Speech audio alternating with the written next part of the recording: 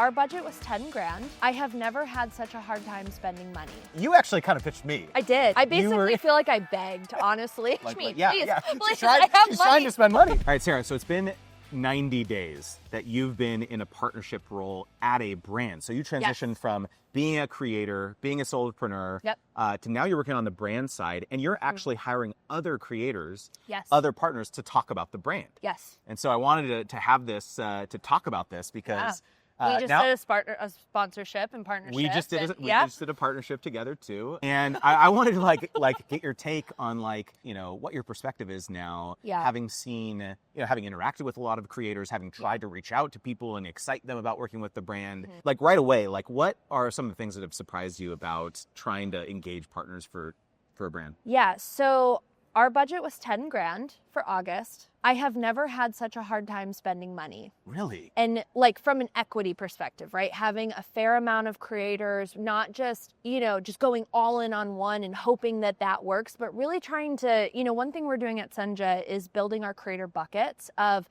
authors, creators, educators, and really trying to figure out, who is leading that space, right? And it is like pulling teeth to get responses from creators. And Ollie and I keep joking, it's like, just take our money. So tell me why. Why do you think? What's your suspicion of why it's hard for so August is an interesting month that I guess I just didn't really know how many people take off. Okay. And every single creator we reached out to were very clear, I don't do sponsorships in August. And it's like, interesting. Why? So really? With no reasoning, it was just a flat, nope, we'll talk to you in Q4 maybe. Wow. And it's interesting because... Are these people with large audiences or? I would say we're looking at kind of groups of 10K plus, but we're focusing on people who have email lists, not doing Instagram partnerships. Say why. Say more. Why? Why? So we had a partnership with a creator who had about 15,000 on her email list. She did a 5-day email sequence and got us 72 customers. Wow. Okay. 50% paid, which was, huge. Blew our mind. Okay. And so So this was a conversion campaign. You were trying to get paid trial signups? Yes. To convert and we did a $1 promo instead of the free plan. Let's give them 2 months of $1 a month and kind of try to see how enticing that would be. Okay.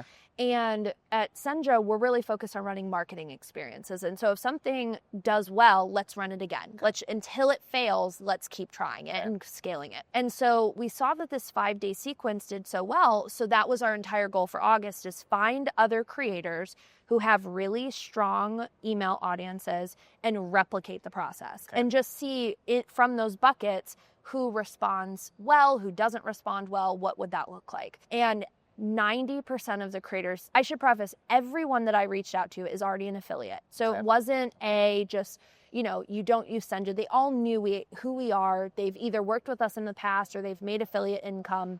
And we thought it was kind of a no-brainer. Okay, so let me pause here for a second. Yeah. Huge insight. Yeah. Because a lot of people think that I don't want to be an affiliate for the brand.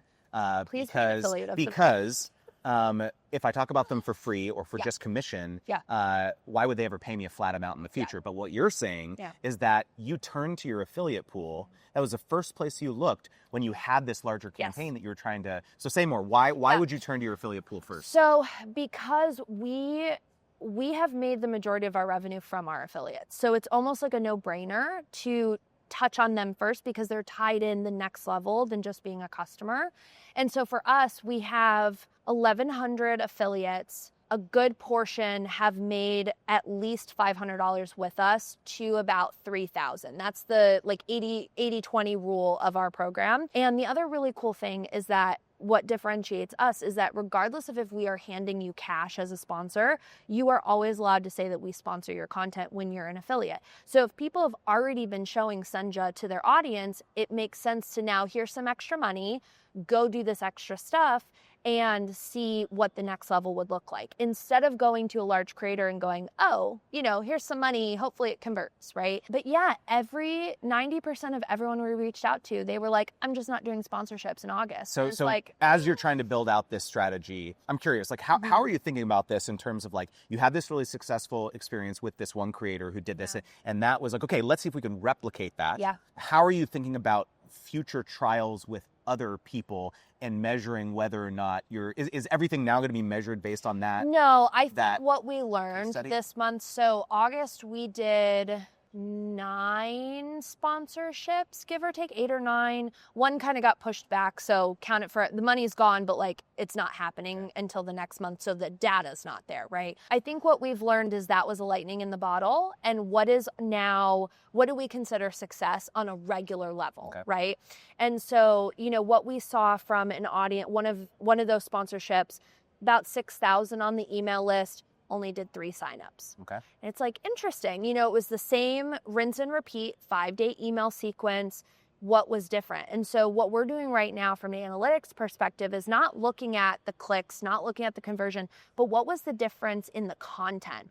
Because when we look at that original sequence, there was so much transformation showed, whereas this other instance that I'm explaining, it was more just like tactical. And so what we're seeing is like, okay, let's find people who show more emotion in their content, who are more connected, and maybe we'll somehow see those numbers. But I do think that the person that we keep referring to, they talk about Senja often. Yeah. And so their audience is warmed up. And that's another thing that I'm looking at from a partnership perspective is let's do a workshop with you first. Let's do a webinar or some kind of other content to warm your audience up, then give you more money in the future to do a follow-up campaign. I think that's an interesting angle to experiment with. So knowing that the depth and context matters for the actual content that's generated containing the promotion. Yeah. If a creator were to reach out to you and want to do a partnership with Senja, how are you now going to analyze? Well, let's say someone pitched you right after watching this video, like, "Hey, I have an email list." Pitch me, yeah. Please, she's trying to spend money. Like, what would you be looking for in that pitch to get to be interested? Yeah, the biggest thing is that you're using the platform. We get pitched often for people who do not use the platform, have no interest in using the tool, and it's like, well, we're not going to sponsor you if you're using one of our competitors, right? And so one thing we're actually launching is concierge service to put creators on the platform. I built the program, I'm doing it all, but moving all of your testimonials over, giving you those sizzle reels of the magic video, building your widgets, branding them to your brand. And I'm actually going through and auditing their website, their sales page, and saying, hey, plug this in here, plug this in here. Like, we're doing all of the work. So then you just spend, 90 days to 6 months seeing if it works for you, if it helps your conversion. And then, let's do a partnership. But you need to know the tool. I don't want you just saying, get testimonials from your students. Like, no, I want you to live and breathe and see the power of social proof, because then it's going to be way easier for you to talk about. I think often, if you're pitching a brand and they don't have a ton of ideas, you being the one to come to them with ideas makes it kind of more turnkey, right? Right. You actually kind of pitched me. I did, because I basically feel like I begged, honestly. Sarah came to me and she was just like, I have this money and no one wants to take it. Will you take it? Which is not a usual thing in a sponsorship. But honestly, it made it easy for me to say yes because you came to me with a very specific, concrete idea of how to execute it. I love when a brand can come to me and say, hey, here's actually what was really successful with this other person. Yeah. Because then I can instantly see how I can model that in my own business. My angle is I'm using it to get sponsor testimonials. So, but I could use the same container to tell my own story. And so I'm always desperate for that type of data because it stands to reason that the same type of thing will convert really well for my audience as well. And at the end of the day, that's what I care about is I want to make sure this converts because then you'll want to hire me again, right? Well, and also I feel like it worked out for us because I think we talked on Tuesday or Wednesday, locked it in Wednesday, and it came out Monday. So it's a very fast turnaround. And that's why I think having the framework and understanding what we want is so important because it takes a lot of pressure off of you while also maybe still keeping your voice. Like the one email you did about how you almost lost Nintendo and then you were like, yeah, did you know that this brand was so happy and Nintendo came back and was like, I think that was missing from your media kit. And that was so cool to see and hear that story. And, that's what we look for in partnerships is people who are just eager to be a part of it and really want to encapsulate the power of social proof. But it was also nerve-wracking because I've never been on this side. I'm very new to going and pitching creators, but I trust and respect you so much. And I was like, well, if Justin says no, he's probably the perfect person to test the negotiation piece of the wheel with, because at least like I can hear from your perspective of, you know, what did I do wrong or what could I do better? Well, and also tweak that for future creators. One thing I want to be totally transparent about, and I hope you're okay with me sharing this, is that the conversions tracked under what we were hoping. Yeah. And so one of the things that I was very transparent about, because I was looking at the numbers too, and I shared the data with what we were seeing in terms of the clicks and all that. And I came to you and I said, hey, like, there's actually another objection that I think people are having to this tool that we didn't get a chance to address in the 2 emails that we did together. Right. I'm actually going to go ahead and do an extra email. I think one of the reasons why creators may be nervous to ask for a testimonial from a brand is they're worried that the brand's not happy. Yeah. They're worried that like, oh, but what if I ask them and they're like, oh, thanks for asking. Actually, you drove no sales. I can't believe you're asking for a testimonial. Yeah. And so that was a miss on my part on the first 2 emails that we did together. That probably should have been maybe the primary objection that we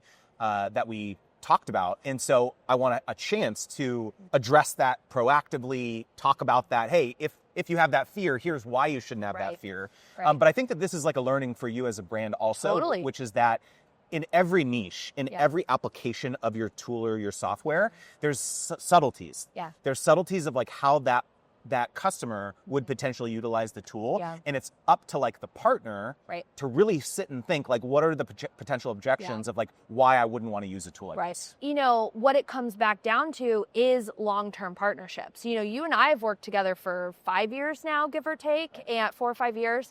And I know the quality and I see the long-term with you. And so for you and I to partner, it was a no-brainer because I'm like, well, Justin uses us. He's an affiliate. Him and I know each other. And so I knew the caliber. And so at the end, the data really didn't matter because I see us working together long term on various things like sponsor games. Fingers crossed, we can make it work. I think we can.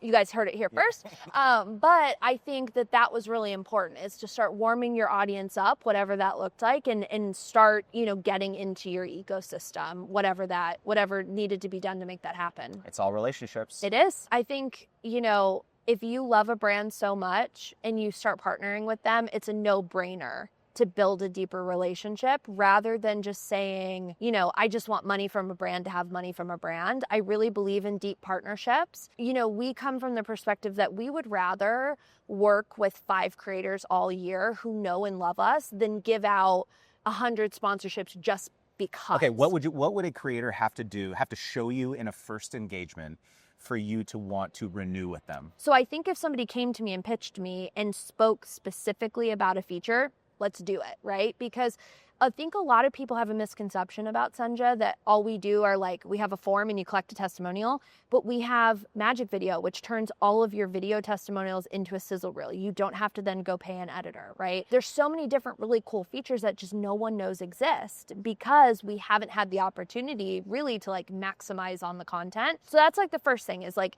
really saying like, this was impactful. I think from a numbers perspective, you know, yes, like large creators are great, but at the end of the day, if you have a solid course or a solid product that you're converting really high and you have people that love it and are just like so infatuated with you, I don't really care what your audience size number is because I know it's going to convert. You know, most people that pitch me right now, they're like, I want to do this email sequence, but then I have this course that we can integrate Senja into. I can do a module about how to collect testimonials and put you into my course. Yeah, let's do it. Let's do a workshop. And they're thinking not just about the one time, what do I get, but how do I make Senja part of my story? Right. That's really, it's interesting to us. Well, you've heard it here. If you want to work with Senja, make sure to reach out to Sara. We'll drop the info below. Yes, and please. by the way, it's not just, I'm also a Senja partner. Yeah. It's not just for if you have a course or a community. I use it to actually get testimonials from my sponsors in order to win new business. So, so hope you'll get the gears turning. Sara, let's go.